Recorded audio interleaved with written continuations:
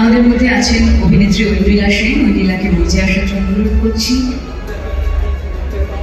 আমাদের এই দশভূজার জন্য দশভূজার হাতে সম্মান তুলে দিচ্ছেন নারী ও শিশু কল্যাণ মন্ত্রী এবং শিল্প বাণিজ্য মন্ত্রী সচিব বাজার, রাজ্যের স্বাস্থ্য প্রতিমন্ত্রী, অর্থমন্ত্রী চন্দ্রিমা ভট্টাচার্য, বন দপ্তরের মন্ত্রী বীরবাহা হাসদা এবং নেটওয়ার্ক 18 এর এডিটর ইস্ট বিশ্ব মজুমদার। আমাদের চতুর্থ দশভূজা পম্পি সূত্রধর।